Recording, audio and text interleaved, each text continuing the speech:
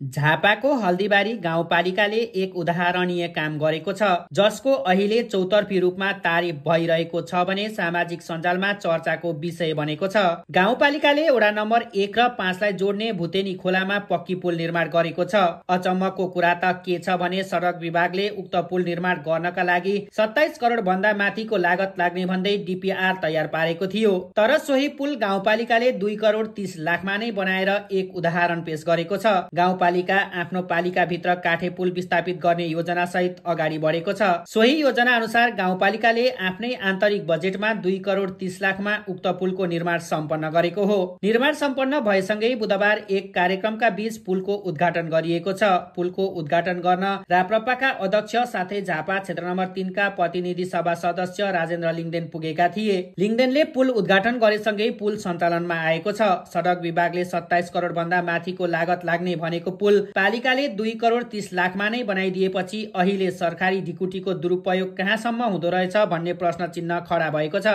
एउटा सामान्य पुल बनाउँदा कसरी करोडौंको भ्रष्टाचार हुन्छ भन्ने यो एक उदाहरण हो। लाग्ने सामान्य लागत भन्दा कयौं गुणा बढी लागत लाग्ने भन्दै बजेट विनियोजन गरेर देशको ढुकुटी रित्ताउने र आफ्नो ढुकुटी भर्ने चलनले देश खोक्रो बनिसकेको छ। झापामा बनेको यो पुलको उद्घाटन भएपछि राप्रपाका प्रवक्ता ज्ञानेन्द्र शाहीले कमल गाउँपालिकाका अध्यक्ष रविन्द्र लिङदेनलाई धन्यवाद दिँदै भन्छन्, पुल महाशाखा बबरमहल काठमाडौँबाट निर्माण भएको डीपीआरमा 27 करोड 50 लाख लागत अनुमान गरेको पुल झापाको हल्दीबारी गाउँपालिकाले जम्मा 2 करोड 30 लाखमा नै बनाइदिएको छ। राज्य कोषको दुरुपयोग भएको बेला यस्तो सुशासनको काम गर्नु भएकोमा धन्यवाद गाउँपालिका अध्यक्ष रविन्द्र लिङदेनज्यू। त्यसैले त भन्छु, हामी राप्रपा हुनुमा गौरव गर्छौं, राजेन्द्र लिङदेनको कार्यकर्ता हुनुमा गौरव गर्छौं।